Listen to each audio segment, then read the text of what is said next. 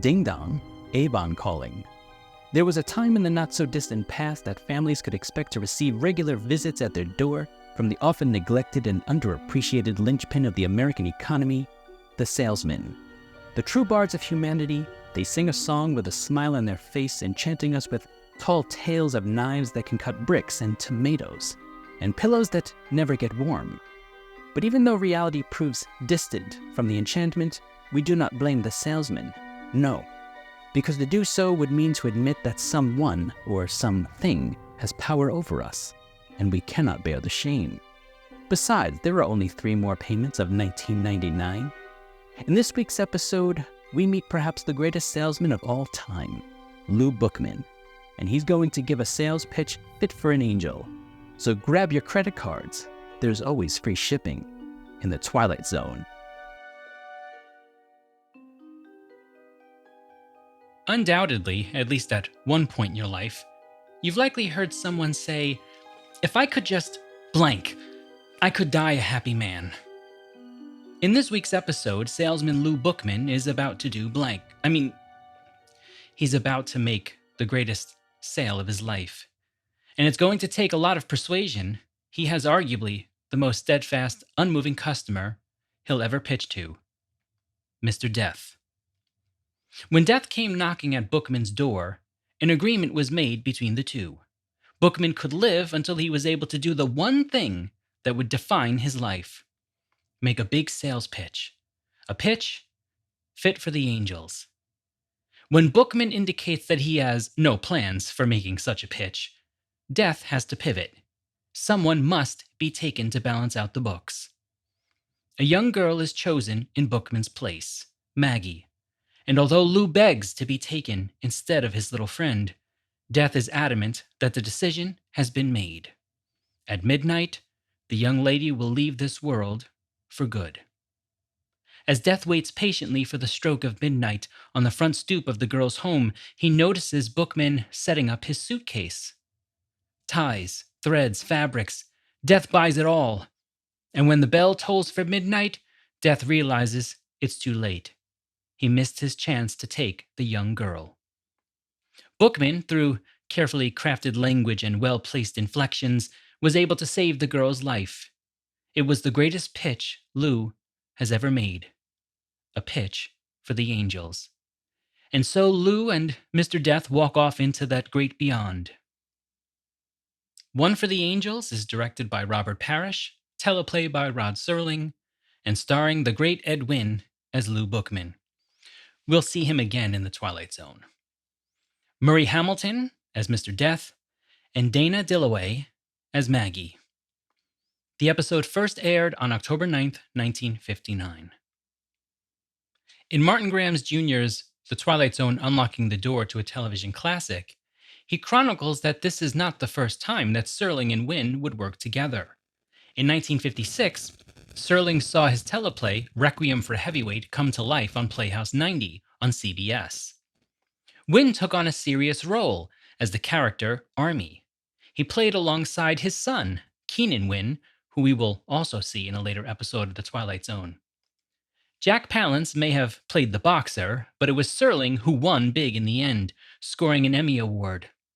I was able to find a copy of Requiem for a Heavyweight, and I have to say, I enjoyed it a lot.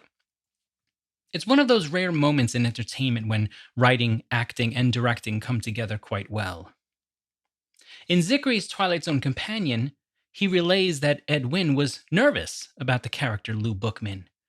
After all, it was meant to be a fast-talking pitchman, and Wynn had a noticeable lisp and could fumble with his words. Serling assured Wynn that any mistakes could be filmed again, and we end up with a wonderfully moving performance by Ed Wynn. A lot of mistakes that can be filmed again. Oh boy. Clearly he knows what it's like to have a podcast. For my initial thoughts, I like the episode. I always have. Even when I was younger, I always felt like there was something beautiful about the idea of someone moving from fear to heroism. And for me, that's really what this is about. I also enjoy watching Ed Wynn on the screen. I'm fortunate enough to have parents who would force me and my 2 sisters at the time to sit down and watch older films and shows. I say forced because, we didn't really appreciate it back then. But once I hit about 25 ish, that magical time, when the brain finally decides that it's finished fully forming, I became grateful for the cultural education. I watched Laurel and Hardy, Abbott and Costello, the Marx Brothers, Jimmy Stewart, James Cagney, Jeanette MacDonald, Ann Miller, Ann Margaret, Peter Lorre, Charlie Chaplin, Buster Keaton, and Ed Wynn. So when I recognized an actor in the Twilight Zone, it was always kind of a special treat, and this one was no exception. As was the case with Serling's boxing teleplay, in One for the Angels, Wynn takes on a more serious character, a departure from his comedic roots. But there is a sense of quirkiness and levity in the episode that I think pushes the drama even further. We smile at the idea that this pitchman from New York has just cheated death. But then when Maggie is hit by the car, things turn much more serious. Tell me if you think I'm crazy here, but I feel like if this were written today, Bookman would continue to struggle with whether or not he should take Maggie's place as the person who has to go with death.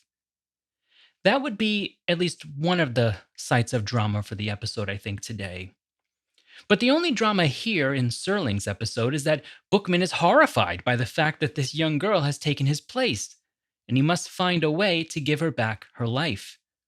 I like it. I like that the source of the drama is saving life and accepting death. Now, I'm not saying that in today's version, the Bookman character wouldn't still try to take her place. But I think that today there would be much more of a struggle with whether or not he should. And that ethical dilemma would try to serve as the source of the drama. And I don't know, again, maybe I'm wrong. You can let me know if you want. I kind of like the fact that the source of the drama is he already knows I can't let this young girl take my place. I just can't do it. Okay, let's dive into question 1. Do you think the angel of death always knows what's going to happen in the end? In other words, is he simply pantomiming for the benefit of Bookman? We're going to treat Mr. Death like an angel here, an emissary for God. And there are, I think, 2 parts to this question for us to explore. The first part is knowledge of events. Death reveals what happens if he isn't in Maggie's room by midnight to take her away. Quote, "If I didn't get in there by midnight, then the whole timetable would be upset." We know theologically speaking that God knows, what will happen. But what about death? Let's bring in St. Thomas Aquinas for a moment to help set the stage.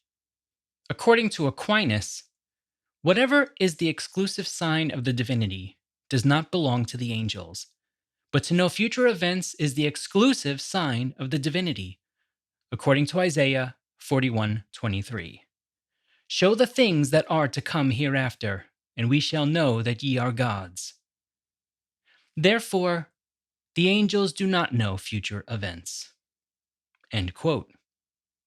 Pretty straightforward, but Aquinas adds something else here that might make this more of an interesting question. Quote, "But events which proceed from their causes in the majority of cases are not known for certain, but conjecturally.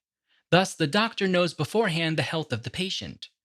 This manner of knowing future events exists in the angels, and by so much the more than it does in us, as they understand the causes of things both more universally and more perfectly. Thus doctors who penetrate more deeply into the causes of an ailment can pronounce a surer verdict on the future issue thereof." End quote. What Aquinas is saying is basically that angels are even better than we are at recognizing the relationship between causes and effects. They have a better sense of the causes in many ways, I think. Now, the cause and effect here certainly seems easy enough that even us mere mortals can see what's going on. But therefore, it would stand to reason that an angel would be able to see the potentially problematic situation that he's in even more. Let's hold that thought for a moment and we'll come back to it. The second part of this question has to do with desire. When talking about desire and angels, one can't help but think about the once brightest angel of all, the light bearer, Lucifer, also known as Satan. Let's bring in arguably the greatest poet of the English language. No, not Shakespeare. I'm talking about John Milton, author of many incredible works, but none more captivating than the epic poem of the fall of man, Paradise Lost. Anytime I get to bring Paradise Lost into the classroom is a good time, particularly Book 4 or Satan's Lament. What I'm about to read is Milton's Satan's thoughts about Earth and how it relates to God and heaven. Just listen for a moment and get lost in the sublime language from Book 9 of Paradise Lost. This is Milton's Satan speaking. O Earth, how like to heaven, if not preferred more justly, seat worthier of gods, as built with second thoughts, reforming what was old. For what god after better, worse would build? Terrestrial heaven, danced round by other heavens that shine, yet bear their bright officious lamps, light above light, for thee alone, as seems in thee concentrating all their precious beams of sacred influence. As God in heaven's center, yet extends to all, so thou, centering, receives from all these orbs. In thee, not in themselves. All their known virtue appears, productive in herb, plant, and nobler birth of creatures animate with gradual life, of growth, sense, reason, all summed up in man. With what delight could I have walked thee round, if I could joy in aught? Sweet interchange of hill and valley, rivers, woods, and plains, now land, now sea and shores, with forest crowned, rocks, dens, and caves. But I in none of these find place or refuge, and the more I see pleasures about me, so much more I feel torment within me. As from the hateful siege of contraries, all good to me becomes bane, and in heaven much worse would be my state. Okay, so what does all that mean? Milton's Satan is jealous of the beauty and care with which God took to make the earth. He sees all of the things, the rivers, the valleys, the forests, that he has been denied, and he wants them. But does he have the clarity of mind to realize that his want for these things is not out of appreciation of its beauty, but jealousy in his belief that God made something more wonderful for a more worthy and loved being in humans? Who among us has not at some point tied the value of things to the value of our self-worth? That's what makes it one of the 7 deadly sins. In Milton's world, it leads to the eventual belief that Lucifer, Satan, deserves everything that God has. Now, turning back to our Twilight Zone story, what makes Mr. Death so willing to buy what Bookman has to offer? He doesn't need any of the items. You can make the argument that what Bookman is selling is desire, the need to have the special items that others do not. He plays on the old angelic fear that what humans have is somehow greater than what God can offer to his angels. If I'm crazy, then so be it. But there is a part of me that can't help but feel at times that Death must know where all of this is going. There's something in the exchange at the very end when Bookman says, "Well, I guess it's time for me now," and Death responds, "As per our agreement." It just makes me feel like Death knew that this would relieve Bookman of his fear and prepare him to go. Of course, I'm sure Maggie's parents and the gentleman who hit her with his car won't appreciate that. But I don't know. I'm not prepared to put it all together, but it's either that the angel of death doesn't know and he's overtaken by this kind of Miltonic desire, for the things that humans have that they don't, or he does know, and he's simply going along in order to help build Bookman's kind of confidence in what's about to happen, his acceptance of his own death. I can't really tell which one it is. Maybe that's something that the rest of you can kind of answer what you think somewhere. Either send it to me in an email or put it in a comment or something. Which one do you think it is? Let's dive into question 2. Does Bookman's reaction to death represent how most people think about it? Or does he have a unique view? In a 2020 study by Gegiakate et al., entitled Fear of Death and Death Acceptance Among Bereaved Adults, Associations with Prolonged Grief, they found, quote, that neutral acceptance of death was associated with older age, a natural cause of death, and the ability to find meaning in the death of a close one. Fear of death was negatively associated with the frequency of practicing religion. We found that fear of death, but not neutral acceptance, was significantly associated with prolonged grief symptoms, end quote. It's an interesting study that highlights something that might seem like common sense to anyone who thinks about it for a moment. The more an individual can find meaning in death, the less he or she is apt to experience prolonged feelings of grief. Even the most ardently religious individual will experience great sadness and loss with the death of a loved one, but solace tends to come to those who can integrate meaning into the experience. In the case of Lew Bookman, he creates enough meaning through his pitch for the angels to experience a kind of calmness about his own passing. The study I previously mentioned also talked about how older people tend to land on a more neutral acceptance of death. But why? Wouldn't older individuals have as much of a yearning to continue living as anyone else? I think the answer is probably yes. However, what they do have is a blessing of experience. They can look back on their accomplishments, not just the things that we do for work, but their accomplishments as human beings, as someone who has taken part in the history of the species. When we're young, we want to leave our indelible mark on the world and have people sing our great deeds for centuries, like Achilles in the Iliad. But as you get older, you realize my greatest deeds to this world might have been the times that I spent with my spouse, my children, or the times that I went out of my way to see if a neighbor was okay, or mentoring young people about the ways of the world. These are great deeds. Anytime you can convince a young person to think about the best parts of themselves, set a goal for that, and initiate action to become the ideal, you've just made a pitch for the angels. Trust me, I know this one. So, where did you find your moments of awe in this episode? Something that moved you or inspired you to think beyond the surface? I only really have one for this episode. It's the look of proud resignation on Bookman's face at the very end.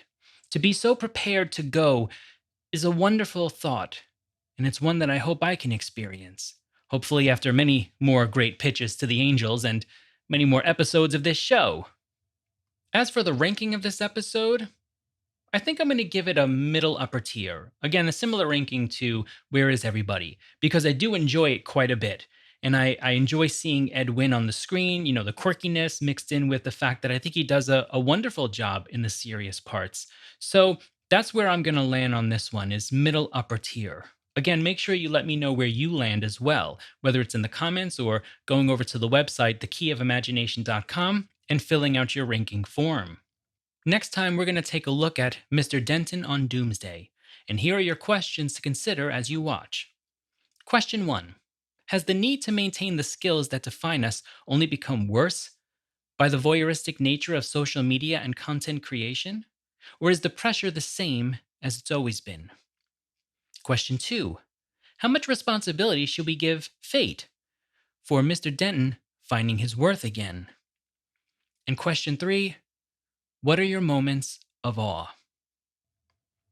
Now, to continue this conversation, head on over to thekeyofImagination.com, where you can look at previous episodes, which, hey, now that we came out with one episode, technically speaking, we do have a previous episode. So go check it out if you haven't yet done so.